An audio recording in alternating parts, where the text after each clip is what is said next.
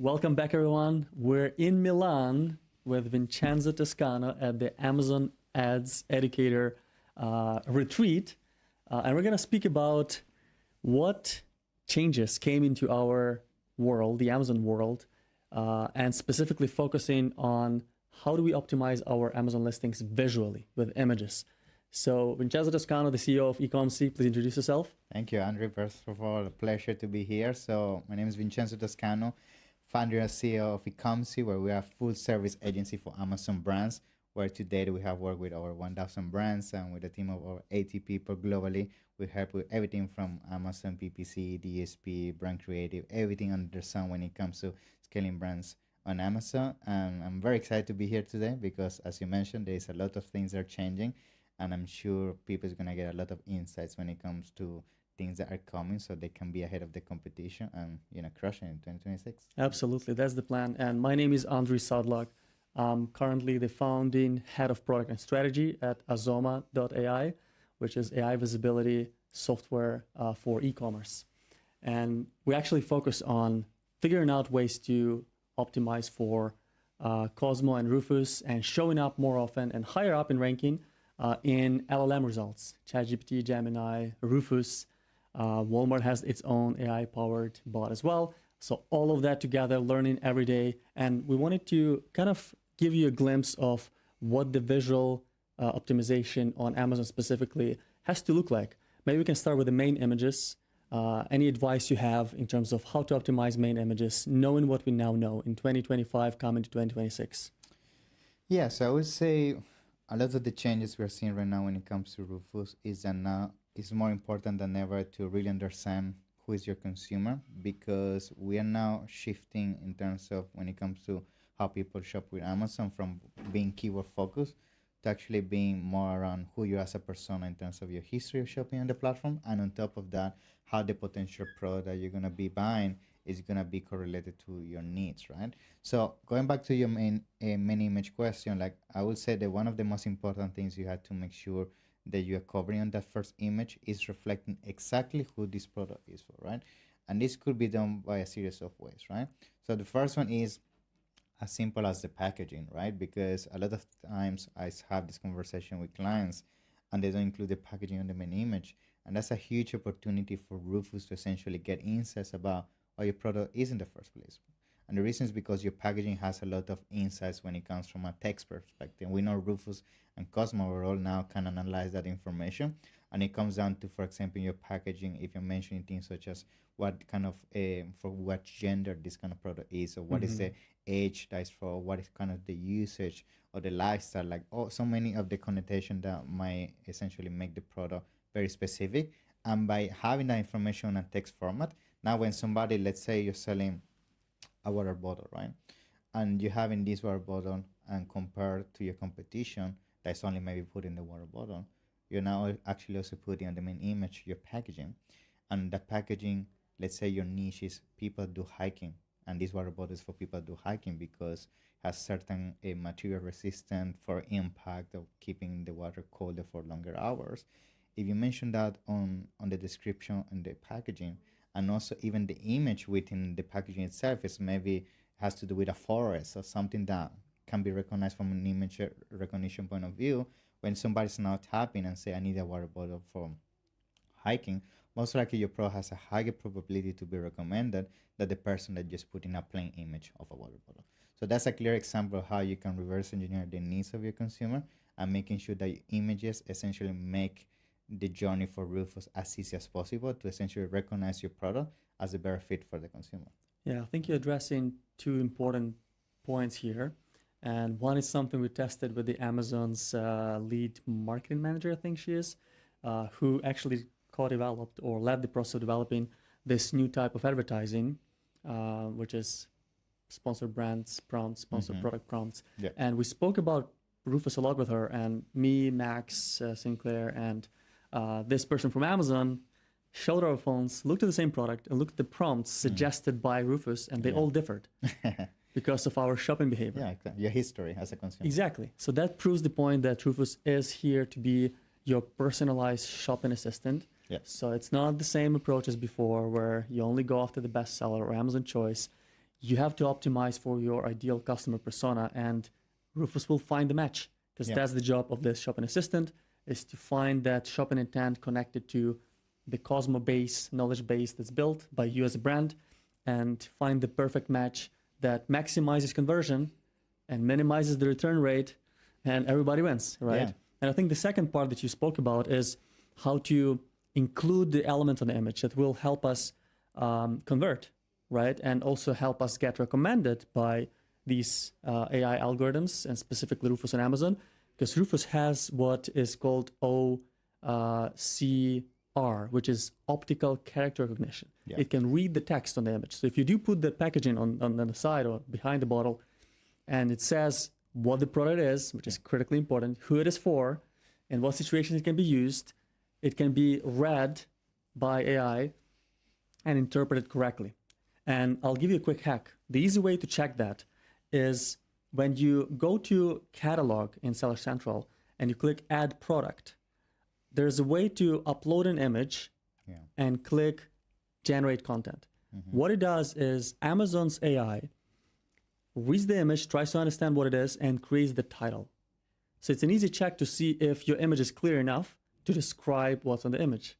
And if it's completely off or it's not really exactly what it is, look for ways to change the image, add some elements, clarify things, different angles, different lighting, different packaging, text, or whatever we use as a trick, and upload it again and see if it changes, right? Yeah.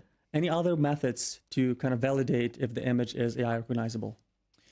Yes, I would say another way, I mean, even within AWS, right? You can open an account right now, you can get access to Amazon Recognition, right? And Amazon Comprehend, and specifically for the image side of things with Amazon Recognition, what we actually do is we upload the images we're gonna then upload to our listings beforehand, and Amazon Recognition will tell you exactly what Amazon can read in the image from a text perspective, from the lifestyle that is being portrayed on the image, even things such as emotions. Like a quick example that I can remember, we had this supplement that is heavily triggered towards essential helping for sleep, right, and kind of relaxation. And a huge uplift that we saw in terms of traffic and conversion was as simple as the person that was used on the main image and was also part of the lifestyle that had to do essentially with the feeling of what they feel when using the product. Relaxation, And calmness. exactly. And we put that on Amazon Recognition, and we could see how now Amazon was recognizing that. And now when somebody's typing, I need this supplement of vitamin to relax for X, Y, and Z, Oprah was coming up because the image portrayed that feeling. So that's a clear example how you can reverse engineer essentially, testing these images, see what Amazon thinks, and then use that to leverage your exposure on the platform. And I would say a tip to also figure out a lot of these kind of loopholes, we can call it, to maximize what you can achieve with Rufus, is have a look at your competition. Like a lot of times, and I think this is a big opportunity when it comes to launching now on Amazon, if you know how to reverse engineer this, it's like we're entering a phase that is not anymore about organic ranking, it's about who is able to convey the offer the clearest in terms of to the right consumer. And what I'm trying to say now is a lot of the main bestsellers on Amazon Choice now, they have sometimes basic images, they became very complacent because they've been selling for 10 years now, getting all the sales, but a lot of them, they are missing out on the negative reviews where people see that this product wasn't meant for, things like that. And you can now reverse engineer those competitors, make your images really clear in terms of what is the confusion that's still happening on that niche. And essentially over time, Rufus is going to recommend yours over the bestsellers. And that's going to allow you to overcome some of these monopolies that the organic ranking has created in some of the niches. Yeah, I think what we both refer to and what I love about the recent changes and what I actually call the Amazon 3.0 is even if you don't end up on page one for some of the keywords, even if you're never going to be the bestseller or even get the Amazon Choice badge, you can still be matched with the right audience that you're serving with your products if you optimize properly. And essentially how you do it is, first of all, think of Cosmo like at the brain behind Amazon. You have to answer 15 relation types that Amazon openly shared in their white paper about how Cosmo works. If you answer all of these questions as much as possible, as much as it relates to your specific product, then at least with the copy there will be information about what is the product, who it is for, in what situation it's going to be used, and like with what devices it's compatible, and so on and so forth, that answers all of the major questions. Now, the second layer is the visual layer, which is what we're focusing on. And what's critical, something you brought up, is you have to be consistent. Like the whole listing has to match up the information. Everything that you see on the images, say talking about audiences, if it is a lifestyle image and we're selling a water bottle for hikers, don't show a picture of an older lady on a treadmill, right? Because it's going to be a mismatch. And then Rufus, reading all of that information from the whole database on Amazon, including Cosmo, will be confused. So who is this exactly for? And even if you have multiple different audiences, you have to be very clear in copy and visuals that it caters towards A audience, B audience, and C audience. So there's no confusion that it's not for the person talking to the engine, right?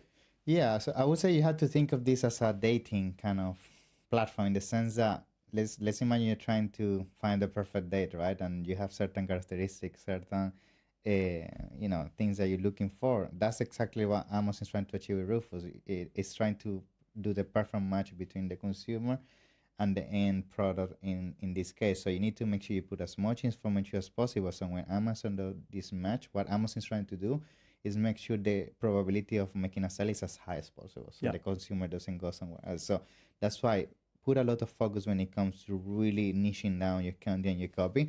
And a lot of times people come to me and say, yeah, but my product can be used for not only hiking, but also swimming and other things. Like a good hack that we have done this already with some of our clients. We use a strategy which is kind of, it's been in the space for a while, but now it has to do with the Rufus side of things, which is product cloning, but from a content perspective. So sometimes it could be exactly the same product, but it could be that one variation is all about swimming, and that's it. And the next variation is the same product, but maybe just the packaging changes, and it's all about hiking.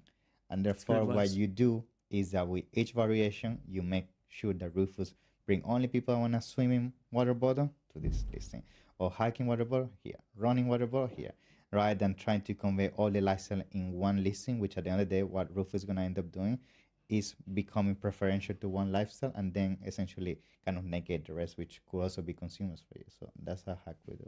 Yeah, totally. And practically speaking, the information that is being taken from the images is text, objects, people, their emotions, as you mentioned. Even the video is actually picked up, like the videos. Same with videos. You put a video, that's actually also, so if you're saying something on the video, everything, that's also being picked up. Totally. Yeah. So the goal is answer the frequently asked questions, not just in your copy, but visually.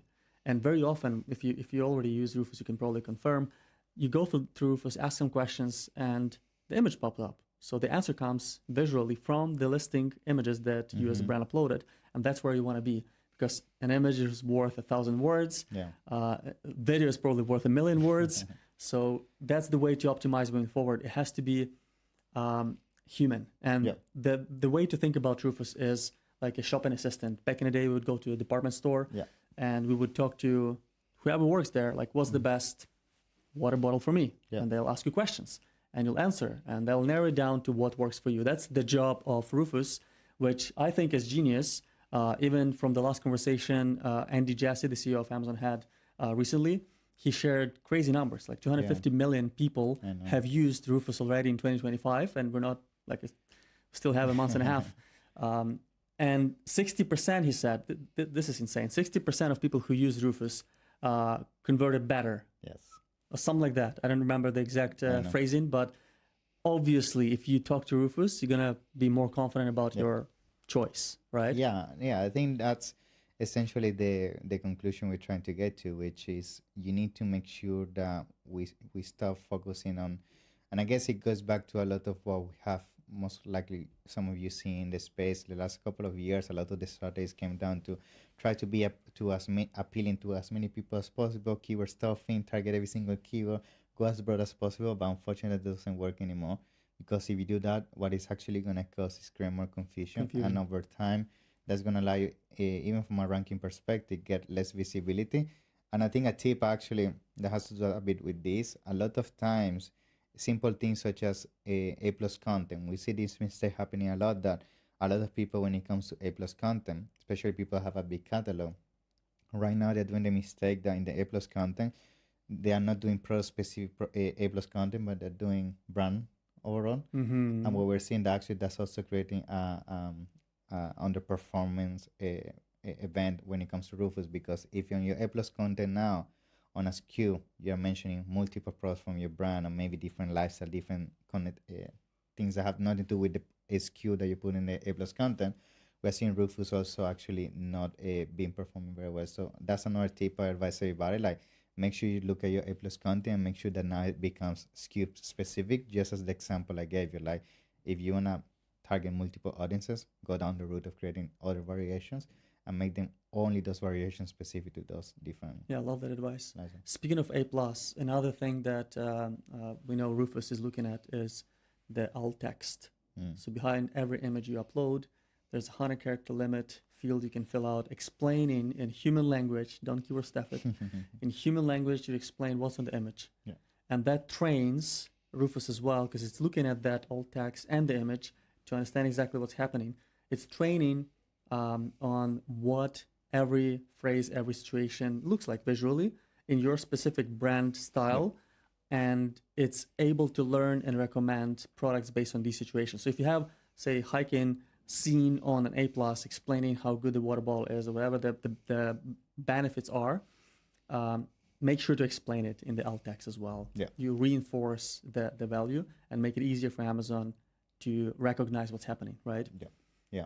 And I think another advice I will give when it comes to the optimization of images as well, a lot of times when it comes to the process of coming up with these ideas, people also struggle when it comes to, what are the things in the first place that you have to be adding to these images, because it's easy to say be specific about what kind of a person I should put, what kind of emotion I should reflect and everything. So I just want to double down that, of course, one source is reviews. That's the first one. Analyze reviews of the competitors and also some of the pre-made questions that Rufus is doing on our listens.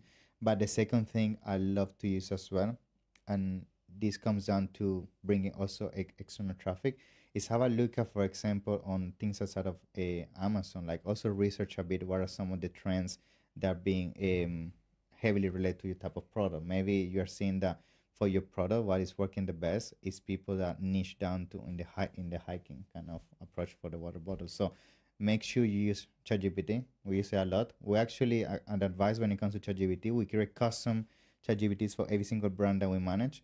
And we upload not only the reviews, that's the first part of the advice, but also insights from social media, trends, social listening studies. Anything that has to do with essentially the reflection of the market.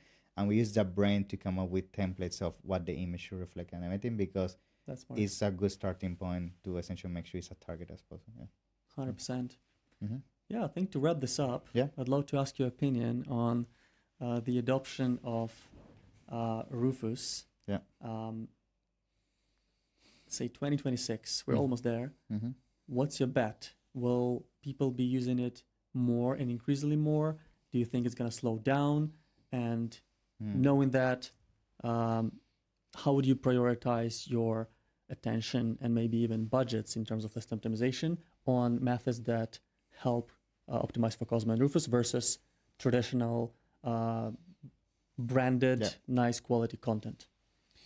Yeah, so I will say, as a prediction, I would say yes, people is going to use it more than ever for a simple reason. In reality, most people is lazy in the sense that when it comes to shopping, people don't want to spend a lot of time scrolling, try to find the perfect product. So we're seeing that's why Rufus is having such a high adaptation rate, because people just want to say, what is my issue, what is my need, and use who I am as a persona to match one. I don't want to be looking at reviews, questions like, no, just this is what I need, find it for me. So that's why it's going to get more and more prevalent. And I would say in terms of focus, I would say first plan of action I will do before the year ends, create an in-depth analysis of what the competition is doing with the images, what the market is saying on the reviews, reverse engineer this with, as I mentioned, with your research outside of Amazon with things such as ChatGPT or anything that will give you insights about the trend. Create like a baseline of what the avatar should look like, and use that as your foundation to start split testing your images and everything into Q1 2026. Because that's another thing. I wouldn't advise to be super experimental right now with Q4 because it's a business time of the year and you want to work on what already is working. But for sure, starting January, you need to take action as soon as possible. Yeah, that would be my take. For sure. Totally. Yeah, I love that advice. I think something to add to it with the current pace, like if we even compare, say, ChatGPT adoption to, for example, mobile phone adoption. Yeah. Mobile phone reached 1 billion users, believe in 10 years. And ChatGPT is at 1 billion, coming up to 3 years, so under 3 years. So it's going to be billion in 3 years, basically. So it's pretty fast, which is a signal that humans started interacting with the web in a different way. So a lot of people are now just talking to their phones, even to Rufus, saying, hey, I have this problem. Suggest what is the solution. And they take a picture of a nice thing they've seen somewhere and upload it to Rufus asking, hey, find this product or something similar. I want to have the same setup. And Rufus finds that and puts that into your cart, which makes it so much easier. And as you said, people want limited friction, as easy and fast as possible. An average person, I think, spends about 2 minutes to find a product from the idea to buying. So you have to kind of play along and be optimized for the new ways people communicate with the web and the way that the trend is shifting towards more agentic shopping. I think this is a great segue into the question, where do people find you, Vincenzo? So yeah, you can find me as Vincenzo Toscano on all the social media channels. And if you want to have a look at our agency, ecomcy.com, more than happy to jump on a call with me or my team and figure out how we can help you with everything related to Rufus and Amazon overall. So thank you for having me, Andri. Amazing. Yeah, and my name is Andri Sadlak. I'm the only one with that world in the world. The only one with that name in the world. And you can find me on LinkedIn as well. I often share stuff I learned, and I'm definitely excited about the agentic shopping.